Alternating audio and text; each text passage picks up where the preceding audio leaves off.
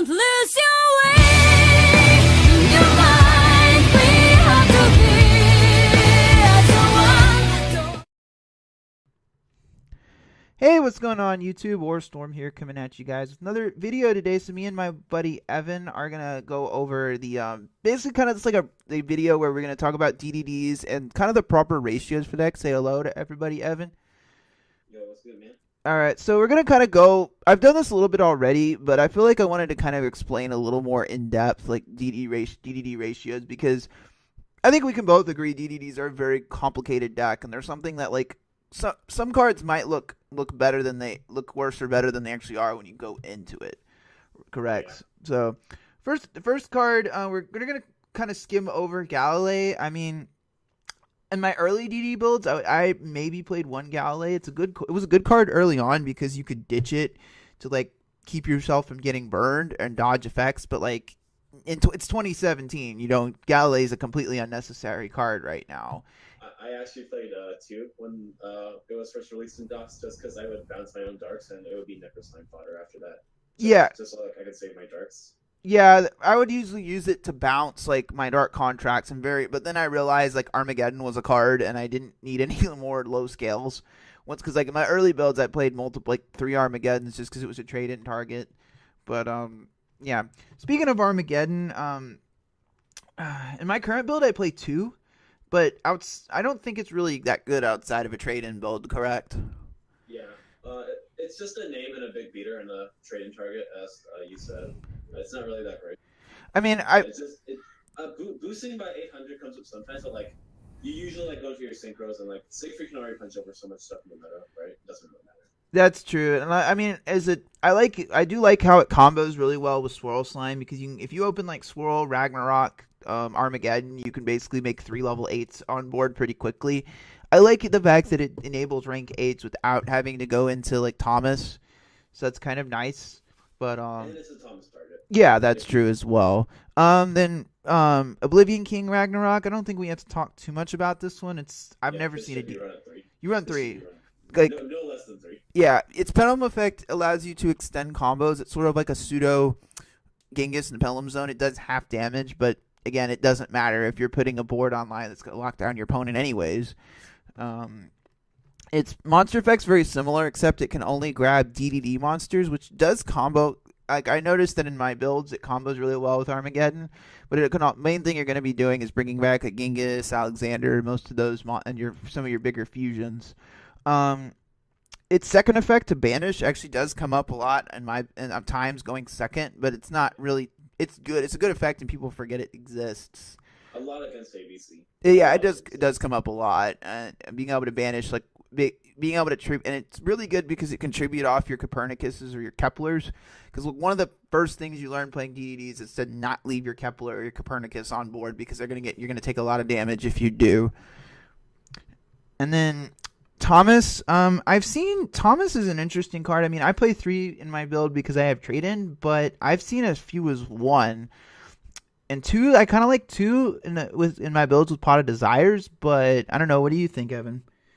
I played 2 originally to start with because he was just like an easy level 8, rank 8 play. But like as time went on, I saw that like he bricked me more and more, and he started from like making really good plays that I wanted to do with like other combo cards like Lamia.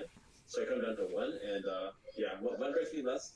It's like you don't really care if you like banish with Desires either, because like he's not really like a core combo piece like most of the other cards. Yeah, I've noticed that like as Jeff Jones, I think in his build only had 1, and I kind of like 2 in builds with Pot of Desires, but I've talked to a lot of different DDD players, and they've pretty much said that you can get away with 1. It's one of the few cards I think in the deck you could just play 1 and you'll be perfectly fine. We're not going to talk too much about Kaiser. I mean, if you're building a pendulum-based build, like you can play Kaiser, but that means you're playing Newton, and Newton's kind of, I mean, the thing with the card, and I will kind of go into Newton later, but Kaiser's kind of a card that's built for a very specific build. It's not terrible, it's just unnecessary in my opinion. King Apocalypse is an interesting card. I kind of like that it can special summon on your opponent's turn, because if I'm not mistaken, Genghis and Alexander can trigger on your opponent's turn as well, correct? Let me just. I have to. Because if I'm not, I mean, I have Genghis right in front of me. Let me read it. Yeah, this can they both trigger. Yeah, so like in some ways, I think that's actually kind of could be useful in some situations, but I just don't think it's gonna come up enough to be relevant. To be honest, like, Yeah. If it's it was level 8, it would come up really. oh yeah, it would That's be, 7. but it's a 7, so it's not a. I don't think it's an awful card. I think it's got its niche. It's just it's not that great. Like if it was level 8, it'd be a lot better. I think. And Pendragon, I think the only time I ever Pendragon was really relevant was when Cosmos were a thing. Correct? Yeah, that was when we used to have to like run over Director Start with the card. Yeah, that was Uh, the main usage. I actually I started one copy of this in my current build just because like no one sees like a 31 beater coming out of nowhere. And I go second. That's So true. traffic is card it. I think the card is kind of like it's not terrible. Like I mean, DDDs have a ton of cards that ranging from amazing to terrible, so it's not the worst card in the world. It's definitely just unnecessary. I think. Um, Leonidas. I mean, in older builds, like in my TCG build before we got the structure deck, I was playing one. And the problem with Leonidas, I think, is that you can't search it before you take the burn. So basically, you have to rely on top decking it. And if you're top, yeah, and you're already top. If you're top decking in DDDs, you're already in a bad position, anyways. Plus, most of the time, you shouldn't have more than one contract online. I mean, in my build, I'm not even playing Witch right now, so I mean, I think Leonidas is unnecessary, honestly. And then Newton. Newton is not a terrible card. But the problem is, seems really good, but like he doesn't do anything that's up like your turn 1 plays. It just helps up for your turn 2. But like even then, your turn 2 is already like super mediocre. So like. yeah, and the thing about all the because the problem with these having it in your hand turn 1 is that all the DD and Dark Contract cards are all hard ones per turn, so recycling them doesn't really do you a lot of good. To be completely honest, it's sort of like the same problem with cards like Pot of Acquisitiveness. Like you can shuffle or Burial from a Different Dimension. Sure, you can shuffle your DDDs back, but it's not going to do you much good when all your stuff is a hard ones per turn. You know, it's not going to do a lot for you. Proud Ogre. I don't think we have to talk too much about Proud Ogre. It's not that great. I mean, it's level 6. It has an odd scale. I mean, we're gonna skip over that. And you have to normal summon to get the effect. Yeah, and Nicola was a card I saw in some of the TCG builds. Like, it's not terrible, but it's just a problem with it is it's built around the pendulum. I mean, buffing up a Genghis to 4K is definitely not bad, but there's outside of Apocalypse, the deck really doesn't have a lot of ways to trigger its effect. And honestly, like it's DDDs, you're not pendulum summoning that much, to be completely honest, unless you're in a really bad situation. The only real use Nicola has is like a 6 for Beatrice plays. Yeah, and like thing is, like if you're some builds I've seen play 3, you can just play 3 Genghis if you really need to access Beatrice that much. We're gonna skip over Chevalier, and Pandora's pretty terrible. Skip over that. Cerberus was a card that I've seen in some. I mean, it's not terrible. I just think it's kind of unnecessary. And honestly, like level 4s don't really do a lot for DDDs outside of Copernicus, at least in my opinion. I mean, like its skill effect is really decent in like certain builds because like Wave King is broken. Like Wave King is honestly this like a super strong Xyz. That's just like a walking soul charge. Yeah, Wave King is a really good card. It's just I wish there were easier ways to go into it because obviously, like typically the only level 4 you're playing is Copernicus because it's the main good one, and it's not a terrible card. It's just Wave King is. Baphomet would I feel like the problem with Baphomet is that it can't change its own level. Yeah. If like, it could change itself. If you could, like change like other Baphomets levels, that would also be fine. Just like having 2 Baphomets out, like that wouldn't be a problem. But like, it stops its own name. That's the problem. Yeah, and it does prevent you also from dropping Crystal Wing and Harbinger, so that's kind of already a dent on it already. Well, for the rest of the turn, but like, yeah, it's still not that great. And Orthos is a card I've seen in some builds. I'm not the massive fan of it personally. I mean, I understand the theory. It allows you to pop back row, but if you're going second in DDDs, you probably aren't in a great position to begin with. So cards like Orthos, I feel like are mediocre, and you should just be siding stuff like Twin Twisters if you really have to go or forced to go second. Like the thing with Twin Twisters, it's better because like you go 2 for 2 with your opponent, but like with Orthos you go like 2 for 1, which isn't really that great. Because like after you use it, it's just there and it's not really like contributing to like anything, right? Yeah, and it's not contributing to your turn one combos. It's going to end up making things worse more often than not. All right. And then Lilith is kind of one of the older cards. Like if I were forced to play a level 4 in DDDs, this is honestly probably the best one. But with Thomas existing and Howl not really being relevant anymore, Lilith's kind of been relegated to obscurity. Like the card's not bad. I feel like if I were gonna play another level 4 in DDDs, it would probably be Lilith, but I just don't think she's really necessary anymore, to be totally honest. Especially when Thomas exists. Yeah, so Thomas is better. And then Copernicus, I feel like this is probably the card we disagree on the most. Explain your reasoning for not playing Copernicus, because I know like every other build I've seen plays it. So the reason why I don't like Copernicus personally, please don't attack me. It's because like when I start doing the combo, I want like all the combo pieces like in my hand and not the graveyard. So like I want like Swirl, Necro, and Lamia in my like hand and not like have to access it from anywhere like really obscure like a graveyard. Because like Copernicus requires an enabler for like it to be good. Like and I know like that can be said of like everything else. But, like Swirl like enables everything, and like Necro is just like there just for like extending a combo, and Lamia is just a recursion tuner. Yeah. Copernicus like you need to like have other cards other than itself to like make it good. Right. Where the other cards are like good by themselves and like something else that's like not specific, like a Monster Reborn, right? Yeah, I mean, typically when I open with it, your normal summon should be used for Lamia and Kepler more often than not, but most of the time when I do have Copernicus, I send it with Swirl Slime and loop it back during the combo. I like the card a lot. I play 3 of it, but I could understand why people would play 2 of it. Like the card's good, and I like having it with Swirl Slime, and it helps to open up a lot of combos early, and Hyper Librarian draw 4 is definitely not bad by any stretch. I've actually put it back in at 2 at 1 in my recent build because I figured out that like drawing 4 is like really relevant to this deck. Like I need to be able to like search a draw 4 combo whenever like I feel like it. Yeah, especially with like I need a Lexi in my back row. Yeah, we need to see cards like Barrier, etc. So that's one of the more Howl I feel like if we would have had it a long time ago would have been relevant, but because Lamia and I would even argue Ghost exists, I feel like it's just been it's just no longer necessary, so we're not going to go too much into that. Then one of the cards from Maximum Crisis, DD Ghost. What do you think about this card? I've been testing it. I like it as a one of. This card is it's decent. I guess like it dumps more and dumps like duplicates and then just like recycle stuff, right?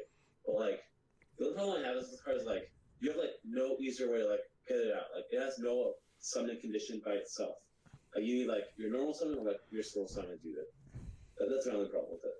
Yeah, I like it. I mean, it's not something you would want to play at more than one, but having a level 2 access to a level 2 tuner does kind of help. And I like the bandage effect. I find comes up quite a bit. Like having a kind of themed Omega is pretty nice for the deck, and at least I've liked it a lot in testing. It's just a one of like you wouldn't want to play any more than that, but opening like double alert and like a ghost and a necro sun is like really nice too. Yeah. And we have both slimes. I think we'll talk more about Swirl Slime first because it's the one it's the one cards that's semi-limited in the OCG. It's like the best card in the archetype, like no doubt. Yeah, I would agree with that. You can quibble with it in Ragnarok, but definitely like it basically is your. You can like argue with like Ragnarok, Swirl, Lamia, and Kepler, but like Swirl is like what starts everything. Like without Swirl, the archetype like doesn't really have like anything to like go off of, right? Like, Swirl's like your bread and butter of the deck. Yeah, Swirl and Slime's the card you want to open with. Like it's always the card you want to see turn 1. So like I would never run less than 3 to be completely honest. And then unless it balances it. Yeah, and then Necro Slime is a card where like you mostly run 3 because it's another level 1, and typically it's like the first thing you want banished off of Pot of Desires, Allure of Darkness, etc. It's like the first thing I end up chucking. It's like and it combos well with Swirl Slime. If you open Swirl Necro, it's pretty decent. Lamia is it's a theme plate spreader zombie, and most of your combos revolve around bringing it back over and over again. So you play 3, clearly no debate. Never less than 3. Then Kepler, with Kepler. It's Stratos. You never want to play less than 3. Yeah, the card because of the cards it searches. Like you play 3 because it's like Cleese and Summoner's Art. You play 3 Summoner's Art to search your scouts. The same theory. Wave King is a card I know a lot of players have cut from their extra deck, and I can understand why. But because it's kind of in that barrier where it's good going second.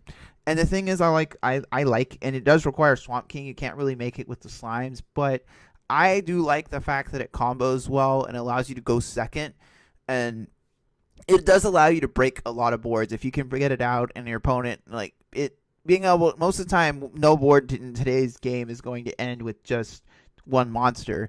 So typically, Wave King is just really good at busting boards, especially against something like ABCs, for example, where it'll gain the effects of the Union monster equipped, which is kind of cute. Yeah. And the fact that it doesn't target is also like super relevant a lot. Because like when you like punch something else other than like a Kieran, and you just take it. Like their Kieran's like gone for like forever unless they out this monster somehow.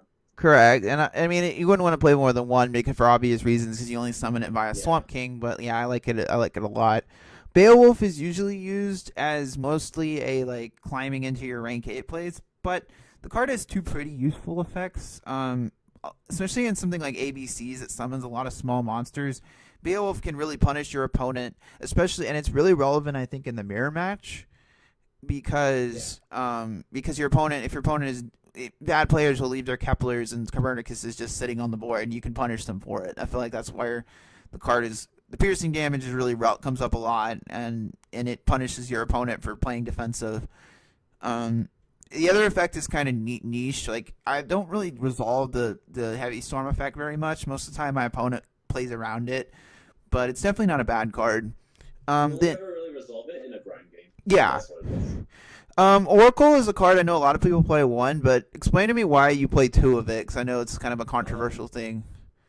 You play 2 because in grinding games it comes up like the second one comes up a lot, and it's also a 7 for your Omega play or your Siegfried play when you like don't have access to like another way to like get Genghis and like another out, right? Yeah, it makes. So like when you open like a contract and scroll, like you have to make Dark first, and then you gotta like make Siegfried. But like when you're like at that risk of burning to death, like you just need to like make another Dark to like make yourself feel safe afterwards. That makes sense. I mean, I play 2 in my current build, and I like it a lot. Then Genghis, if I had room, I'd play 3, and there's something to be said for playing 3, because it's sort of like Mithrillium. Like, it's the card you're going to be making. It's the most important card in your extra deck, but I kind of, you can get away with 2 to Genghis, to be totally honest. Like, the card is, but there's something to be said, I think, for playing 3, especially for playing something like Beatrice. Siegfried, it's one of the most. I feel like it's the most important, one of the most important cards in the extra deck. Like it's basically like a walking spell negation for anything. So and most of your boards should end with a Siegfried. So the card's really good. Alexander. You need more than one though. Yeah, you never need one. Same thing with Alexander. Most of the time, you're going to be using Alexander to climb into Sig and Crystal Wing. Pretty dang good. Kali Yuga is probably one of the, at least in my opinion, it's one of the most powerful boss monsters in Yu-Gi-Oh! And it's an auto win in any back row heavy matchup, like especially against Metal Foe. Like Metal Foe, it's an auto win. Yeah, and Paleozoics as well. Like if you barring strike, if you resolve this, they lose. And typically I find that the heavy storm effect is pretty. It's just a lot of decks and it also really helps to have like card like this in your extra deck because barrier does exist. There will be times where you get fucked over and your opponent barriers you and you have to make a rank 8. Well, here you go. Yuga's pretty dang good. And Tel's pretty bad. I don't think we're going to talk too much about it. I mean, the only time I ever found Tel to be relevant was when you Swamp Kinged it away. It was could foolish more resources, but I just don't think the card is that good. Caesar's actually, I wish Caesar was not a rank 4 because the card is actually really good. Caesar was like a rank 6 or 8. That would make it like so disgustingly busted. Yeah, I mean, it's basically like a pseudo soul charge. And if you have, even if you happen to, taking a little, it's because you take burn damage when stuff special summon. But I've noticed like the few times I do summon it, it makes my opponent make a lot of awkward plays. Like they'll try to go to battle phase, and they'll activate the effect, and they'll just stop because they don't want to give me back my entire board.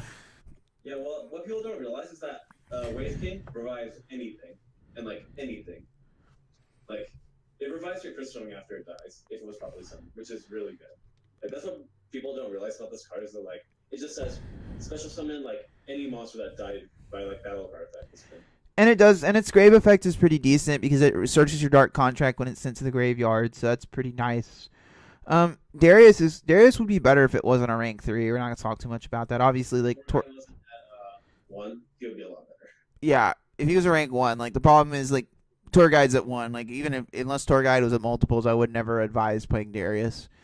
Contract change cards kind of, but like anything that's restricted to just when you're attacking, unless it's like a mirror force, is pretty bad. Recruit is bad because you don't want to, you're in a losing position already if you're activating it. Human resources is actually really good. The problem is the effect is tied to a trap. Yeah, if it was like a spell card, it would be like completely useful. Like I would run like one copy of it, just like somehow get it out. Yeah, I Like, mean, you tuck it in a grind game, and you're like, boom, got it. I liked it a lot in the early builds because, like, say your opponent tried to Castell one of your monsters, you could search out like a Leonidas or something else, and then like have a you could summon the Leonidas when you would take the burn damage. But now it's like if it would be so much better if it was a spell card. To be honest, we're gonna briefly go over like the dark contracts as well. Dark contract there. Forbidden Dark contract is bad because it burns you for 2,000, and meme here. Damn, this card sucks. Like, you don't want to take 2,000 damage. Like if it like didn't limit itself to like DDD and negates effects, like the card would be like okay, it'd be good to run. Yeah, But, like it doesn't. Yamika is anything that's pendulum based for DDDs is pretty ass. I think because it's not really a pendulum deck in the traditional sense. So. Gate's obvious. It's a whirlwind every turn. It searches all your important combo pieces. You run 3. Never play less than 3 Stratus. Ever. Entity, I believe this card is like Enraging Tempest, but yeah, I pulled it. It was pretty card. It's. I mean, the thing is, like, people compare it to Oracle to Zephyra, but Oracle to Zephyra actually has good effects. Oracle actually like synergizes with itself because like you can synchro and like stack your deck and then exes and just draw a card. And just ditch it, right? Yeah, this card is it's ass. Let's be real. Like, you wouldn't want to play this card. Well, if the pendulum effect to draw one and this one was switched with the fusion effect, it would be really good. Oh yeah, it would. I would play one. Yeah, and then Swamp But King. yes, it's not. And then Swamp King, I've seen anywhere from 1 to 2. I think if you're playing Pot of Desires or playing Wave King or extra deck, 2 is probably the proper number. I recently bumped it down to 1 in mine to make room for like Dimensional Barrier, but there's definitely something you can definitely run. I think if you're running Wave King, I kind of like having the second one because like obviously you can't summon Wave King without Swamp King. So Even in my Desires, I play only 1 because like you never want to see it. You want to search it. Like, you just never want to see the card in your hand. right, it makes sense. Not really like a core combo piece. It's just like an extension to your plays or like a turn 2 like. It's like a better than Witch because like Witch is a card you really just don't want to see that much. Yeah. And then Actually, which does come up. Yeah, and then We'll get to that later. Dark Contract with the Eternal Darkness. This card would be so much better if it wasn't tied to the Pendulum effect. That's the problem. It's good because it stops because of what it stops. Even if it was still tied to the pendulum effect, like it just being switched off by one of your scales dying is really bad. Like, yeah, it's really bad. But like, yeah, it's just not that great because like once one of your scale dies, like it's turned off like forever, and like it's just not worth it. Yeah. Because like, you're investing like 3 cards into like a lock that can like just be broken by 1 card, right? Yeah, I just never really I mean, in theory the card is good, but like I was watching Lithium's video testing the card. One of the things that he basically said is the card can be pretty dead sometimes.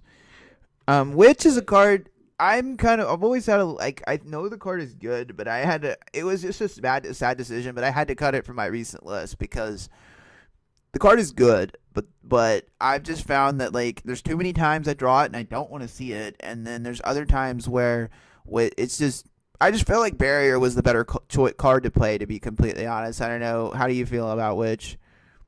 Witch can be good at times and it can also be dead at times. The 1000 boost is actually really relevant because they can't punch your stick free with like anything other than lightning. But what happens is like I use this card the most. Like I switch out in the ABC net or the Zodiac matchup because you can just pop their hanger and they don't get the search, or you can just pop their Tiger Mortar when they go into it and they just lost like half their plays. Yeah, I mean, I'm not saying the card is bad. It's just I feel like playing something like Barrier was just better on Yeah, covered Barrier north. is definitely better, but like this Yeah, is just like a searchable out to like anything you want, right? yeah. Like keep it in the main, just like out like Vanity FPs with like Fiend or something or Dyna. All right, we'll briefly go over some of the spell cards. I think other like outside archetype support. Allure of Darkness, I think, is a 3 of. I mean, I think you can play 2. I've seen like builds that play 2, but I think Allure is so depending on how many darks you're playing. Maximum draw power. It's more. Maximum draw power. It's draw power. You want to see all the combo pieces turn 1. Pretty obvious. I play Upstart as well, so I think we all know Upstart's. 39 cards. 39 card, right? Pot of Desire. Design. Pot of Desires, I've seen people playing 3. I'm still iffy. I'm still like the card I feel like is properly in a DDD deck because there's some decks like ABCs I think playing 3 is fine because you don't have a lot of built-in draw power in your deck anyways. But in a deck like DDDs, I think 2 is the proper number because you're already playing Allure of Darkness, you're playing Upstart, other draw cards. I feel like 2 is like the proper number for Like, Desires. see it, but like not to draw it off itself. Yeah, exactly. Like I feel like in DDDs like 2 would be the proper. Is also like, yeah, that plus one is also like really like necessary in like a lot of cases. Yeah, it's necessary in a combo-based deck like DDDs. You need to see and it's basically free in our deck because we play 3 of everything. Like, how often do you really banish like an important combo piece off Desires in DDDs? Not very often. I banished 3 Swirl Slimes once. That's like once. Yeah, and then I drew the Swamp King, so like that was like remedy to something. Then 1-for-1, I think most builds I play 1-for-1. Now I want to actually get your thoughts on this. Explain why you should not main deck Twin Twisters in DDDs because I know a lot of people do. Oh, yeah, just going back to 1-for-1. So in my most recent build, I actually cut it as well. I'm probably gonna get a lot of flack for this, but like it's the same mentality as like the other things. So like I run Allures and like Desires and Upstarts, and like when I alert to like 1-for-1 and like a max C or something, right? Like it doesn't advance anything really. It just becomes like, oh, I have to like ditch a monster that I want to like in my hand off 1-for-1. I mean, like, I know Kepler's like super broken, but like it's just like not the point, right? Yeah, I mean, I get your point. Like you don't like you want to have combo pieces in your hand, so it probably doesn't fit your play style the way. But yeah. You talked about Twin Twisters and you explained why you don't like mainboarding it. Twin Twisters does what Witch does faster, but like ditching your hand, ditching cards out of your hand, like when you go first, isn't really like worth it because like it's not a combo piece to like start off your turn 1, right? It's just like a going second card, and I know you can't always win the die roll, so you'll like main deck it, but like when you draw off Allure and like Desires, like it does nothing to like help your combo. Yeah. Or like advance your game state. It just sets your opponent back like and then a turn or two. And then where Arf though, I know a lot of people say it quote unquote bricks, but like, and I know you play 3, and I'll get you explained in a minute. But like my thing with Werarf though is that you literally play like I think about like if you're playing 1-for-1, like if they're playing like 13 ways to access level 1, like there's literally no, unless you just had an awful hand, there's no way you didn't open a level 1, and it will always 99% of the time be live. So explain why you play 3. I play 3 for the mentality of getting cards in my hand, basically. That's how I feel like opening like Kepler, a Swirl, and like a Werarf that just means that like you have combo basically. Like I just need like as many combo cards as like want in my hand. It's like this search is Lamia, Kepler, and Necro, which are all like important parts of the combo. Mm-hmm. So and it searches DD Crow, which I main deck for a while, and then I just kind of put it back to 1 because like it was searchable and like I can just deal with it. Yeah, I mean, I know a lot of people. I know Jeff Jones said after the ARG that he actually left the card out of his list because he was main decking DD Crows, and he said he should have put Arthos in the list. So the card is definitely very good in DDDs. I would play it. I play 2 copies, but I can understand the logic behind playing 3 because it's not like it's terrible drawing multiples unless you just bricked really bad. Because this is the only time where you wouldn't want to see this card in your hand. It's like when you bricked. Yeah, so I feel like the card is pretty decent in the deck. What else did I miss? Life points don't matter. Like advantage matters unless you're at like 100 life points. And even then, like that didn't matter. It's like Yu-Gi-Oh is so much about like breaking boards already that like DDD don't really have like a turn 2. Like the moment they break your turn 1 board, you're like Resources Mantis kill me. So I know we don't have it yet, but I kind of wanted to briefly gloss over Sylvan Princess Sprite. So I understand like why the card is good because like you don't make it a lot, but like it's the reason it's good is because you're trying to be top decking trap cards off of its effect, and that's the main thing. Is you want to draw into you want to get to those barriers, you want to get to those vanities, you want to get to those trap cards. Is that the desires? Yeah, it also gets desires. Yeah, and I don't make it a lot, but a lot of times if like I'm at the end of a combo and I have a Lamia just chilling on the board and I don't want it banished, I'll overlay into this and it extends combos basically. Like who knows when we're getting it, but it's kind of like I think it's kind of a staple in the DDD extra deck in my opinion. Konami, please don't turn into a price card. No, Konami. We'll cry too. In terms of synchros, Phoenix is a card. Crystal Wing. Yeah, Crystal Wing. Duh. Like, we're gonna bring that up really quickly. But like, obviously, you play Crystal Wing. I'm guessing if obviously, if you are on a budget, like an Omega for obvious reasons, but if you are on a budget, if you're on a budget, please save up for the Crystal Wing. Just yeah.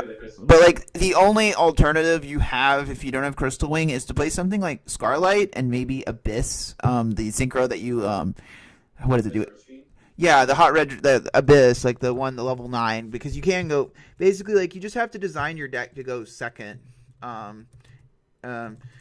That's at least what I would do if I didn't have Crystal Wing, but like it's not optimal for a deck like DDD's because you're gearing yourself to go second, but Abyss is about the closest thing you're gonna get to Crystal Wing that the deck can easily go into, but that already means you're dedicating Scarlight in your extra deck, so it's not bad. It's just not great, at least in my opinion. It doesn't do what Crystal Wing does. For other synchros, Hyper Librarian's actually Later. Yeah, but Hyper Librarian is obvious good for obvious reasons. Like especially in the format we're going into, drawing into those traps is really important. Like you want to get to those barriers, you want to get to those vanities. So because like Zodiacs can break our board with 2 cards, so Librarian's good for obvious reasons. Like you're going to be drawing 3, 4, 5 cards off of it more often than not. So I think Librarian's a staple in the extra deck, along with its buddy Formula Synchron. We don't talk too much about that. Formula is staple even if you don't want Librarian, just because like drawing one is like super important. Yeah. And it can synchro on your opponent's turn, so you can like interrupt their plays with something like Trishula if you really, really wanted to.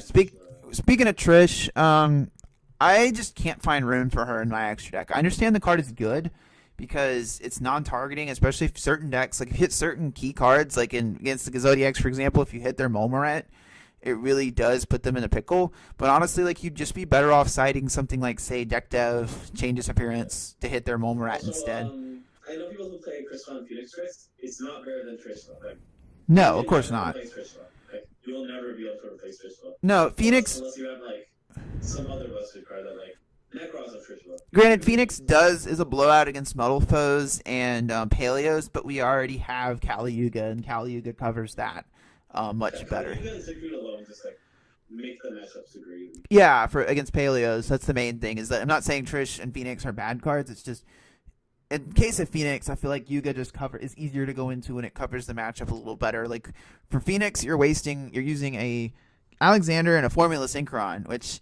doesn't sound consistent to me already. So Trish is a little bit easier to go into. So I feel like if you were going to run level 9, you'd run one of those 2. Titanic? Yeah. Yeah, definitely run one copy of Titanic. Yeah, Titanic Galaxy is... One rank that matters anymore. Yeah, I mean, there might be like a 1% situation where Felgram might be better than Titanic, but like Titanic's is better in almost every way. I'm not saying there's some situations where Felgram does come up, but it's like super niche. It's super niche, agreed. And I feel like you just play Harbinger and Kali Yuga and you're set. For the DDD fusions, Wait. Meteorverse. We figured out what Meteorverse. Yeah, I don't. Do you run Meteor Burst? I had never really sure. I actually do now because I saw this one combo in the DDD group. That was a 5-card combo to end with Crystal Wing, Siegfried, Omega, and 38. Most of the time, it used Meteorverse. Yeah, most of the time you're grabbing what Ragnarok from the pen zone. Yeah, most of the time I grab Ragnarok, but like there's also been like really awkward hands where I have to like grab Copernicus or like a Thomas from the pen zone. So Yeah, just like keep going. and its on field effects actually can be sometimes relevant because it negates it prevents Utopia Lightning from activating. Yeah. So like I'm not saying you would want to leave it on the field, but there's some situations where it's an on field effect is relevant. Like a Majesty's Fiend or the battle phase is definitely not terrible, especially if you're playing something like ABCs that floats a lot. Or if you're playing against Cosmo. Playing against Cosmo, yeah. I mean, Cosmos is a kind of weird matchup because like we don't have a lot of big monsters, but Wave Kings like are the only way we can get over their ships. Yeah. So, and for the DDD fusions, I think We were gonna overfeed. yeah, we got, but for the outside of that, for side decking, personally, I'm liking Gamma Seal quite a bit. But what do you think, Gamma Seal, or would you side Gamma Seal or Lava Golem?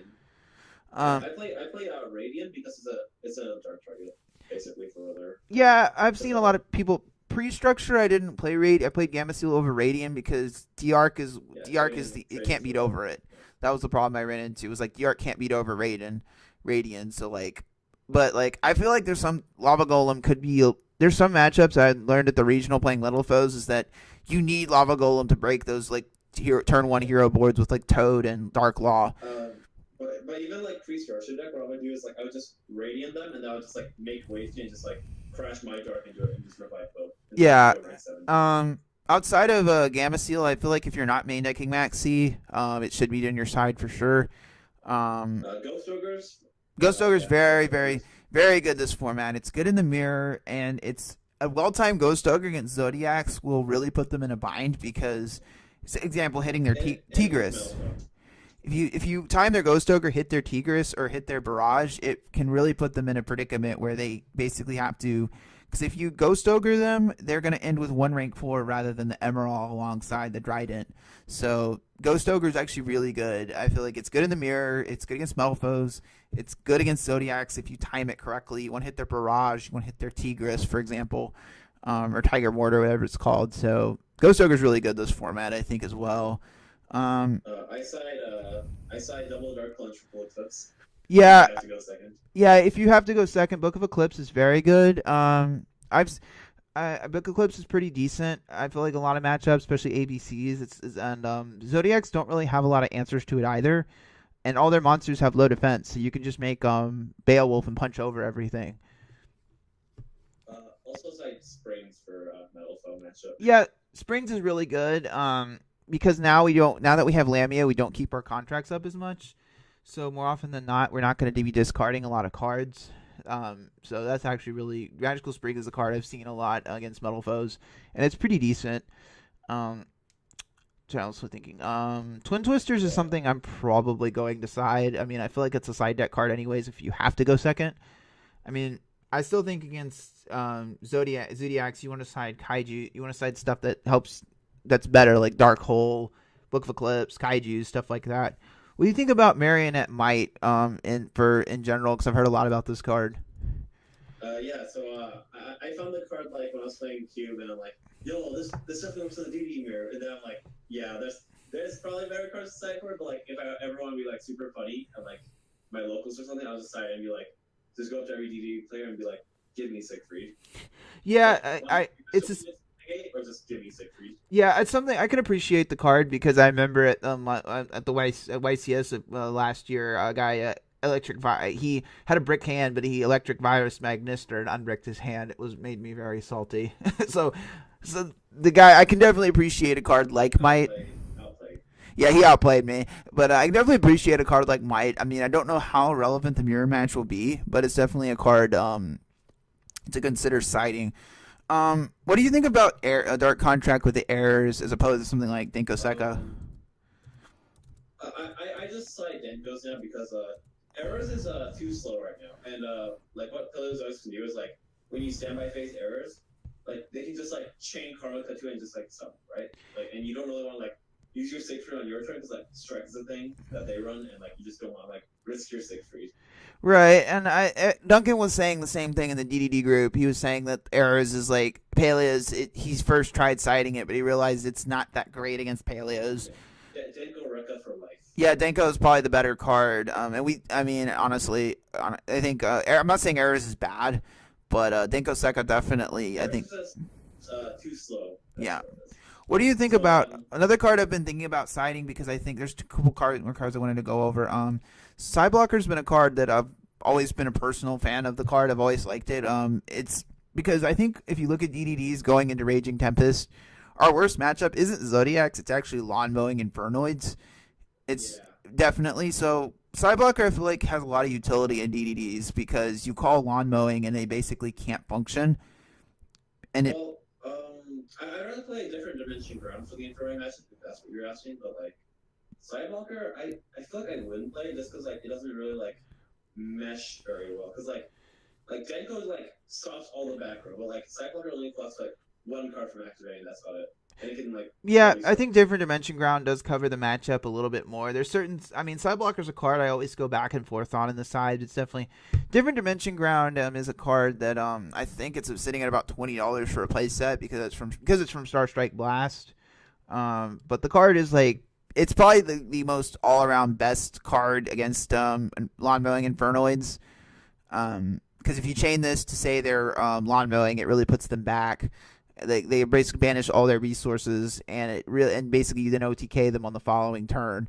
Another card I've seen in some side decks is Artifact Lancia, which I think is like if you don't want to spend $60 on a playset of a card, Lancia is pretty decent. Lancia stops the mirror and like a lot of stuff from happening.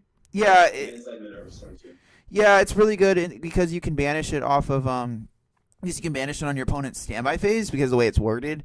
So that's really nice. What else? There's another. One card I went over is like my body is a shield. I actually started like citing this because like we're going to a point where kaiju slumbers are super relevant. Like my infrared build like main deck's like 2 dark holes, like 1 Raigeki and like everything. Like it works just like Hero Tiara.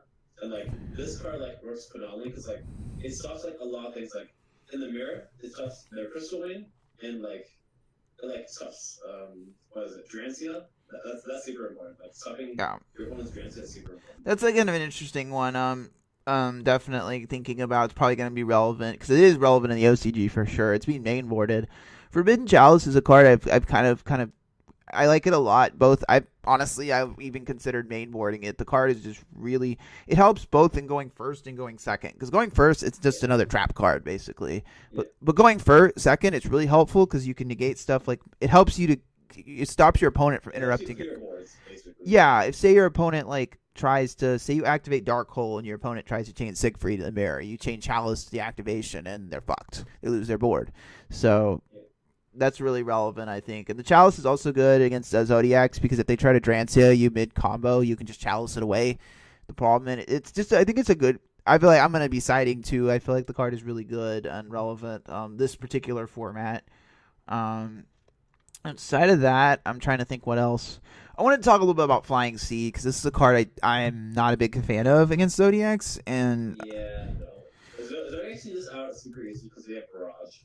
Well, that's the problem with, like you said, the problem with Flying Sea is like every Zodiac variant in the OCG runs some way to easily out it, and they can pop it with. Like, slumber themselves. They can slumber themselves. They can barrage, and if they really want to be cheeky, they can. If you use this on a Terra Top, they can search a dice and trish you. So, like, I mean, I'm not saying you would, but I'm saying you can. But like that's super next level, and like I don't know, someone. That's super cheeky. Like, I'm not saying I would, but I'm saying that it's something you can do. So, like, I'm not saying C is bad. I know they're mainboarding in the OCG, but I just feel like it's pretty mediocre Raging Tempest. I feel like there's better cards. I would side Fossil Dyna probably before I sided this. That about comes to the end. Are there any other side deck cards you had in mind? Not really, no. All right. No, that's about it. Comes about to the end of the video, guys. I hope you guys enjoy. Let me know what you guys think in the comment section below. And as always, I'd like to thank you guys for watching. This is Orstorm, signing out.